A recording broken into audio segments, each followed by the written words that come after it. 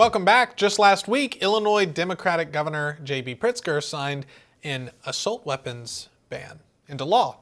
After all, maybe he wants to be president one day. And what better way to achieve that than revoking everyone's rights? I'm partly being serious, as the left has made it quite clear that the more government tyranny, the better. For them anyways. God forbid they take control of their own lives without Big Brother doing it for them. But some people are not sitting by so idly while Pritzker takes their guns away. After all, it is blatantly unconstitutional. Shall not be infringed means just that.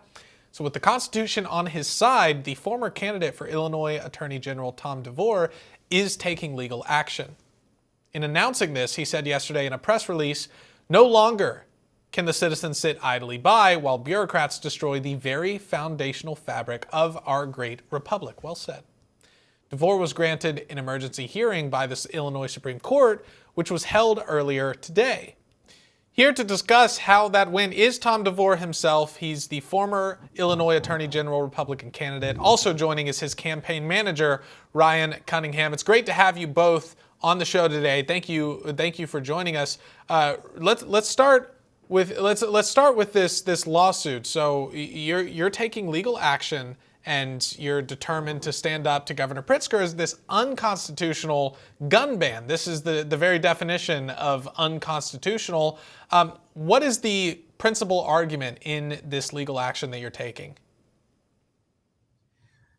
We're going to be having two actions, one in the state court and one in the federal court. The action that we're arguing, and we argued actually in court today a couple hours ago, deals with the Illinois constitutional principles of the procedures of which this law was passed being one problem, the way that they play games in the legislature, and then also the equal protection clause of the Illinois Constitution being violated because they carved out huge swaths of people in the state of Illinois who are exempt from this law based upon reasoning that doesn't even make any sense.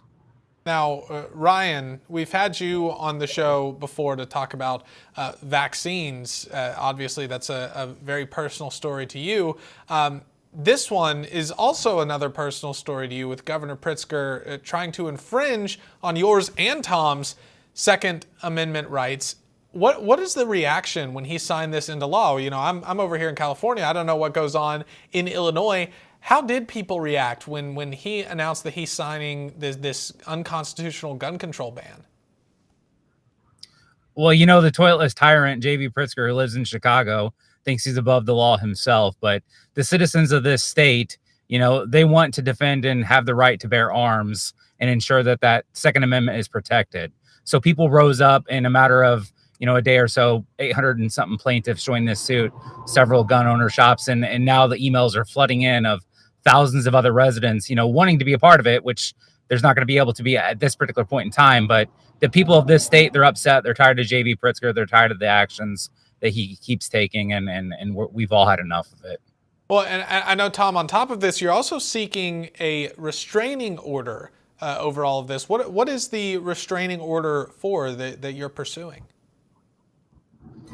We've asked the court, and the court's going to issue a ruling by close of business on Friday. But we said during the pendency of this case, while it's proceeding through the court, that they enter an order that enjoins the governor, anybody that under the governor, the attorney general, etc., from enforcing this law against our 866 plaintiffs. So they are free to exercise their rights unrestrained by this law. Again, and we argued to the judge, we're asking that they be treated no better or no worse than the tens of thousands of, again, people based upon their employment in Illinois that are not subject to this law. I mean, if you're a prison guard, and I'm not disrespecting prison guards, you can own all of the AR-15s and 50 caliber weapons and rifles and high capacity magazines you want merely because you work in this public union.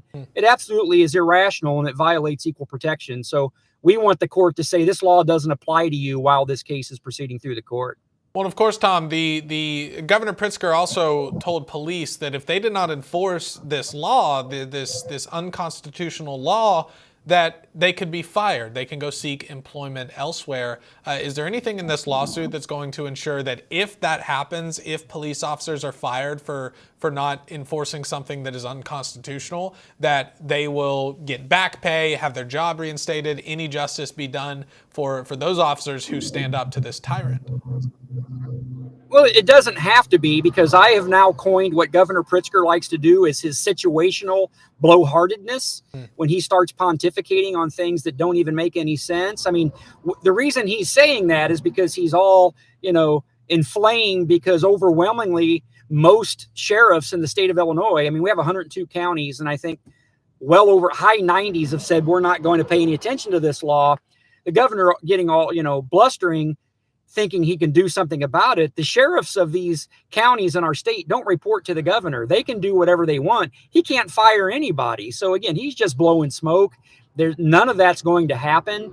And again, even though Illinois, again, Cook County is a big part of our state, 90 something % of the counties in our state have already said they're not going to enforce any of these provisions. States attorneys across the state are going, we're not going to prosecute anybody. So it's really this grand disobedience is very effective, because the governor's all upset about it. But keep in mind, there is nothing he can do about it. He can't fire a soul within these county organizations. He has no authority for that. Right. I just wonder what's going through his head banning AR-15s in Illinois. You look at a place like Chicago, there's murders and shootings every single day in that city, one of the highest murder rates in the entire country. And those are almost all, from what I see and what all the data reflects, from handguns and things like that. If Governor Pritzker was serious about ending gun violence, why is he going after this tiny minority of guns that are responsible for the deaths? If he really is committed to it, why is he not just trying to ban all guns?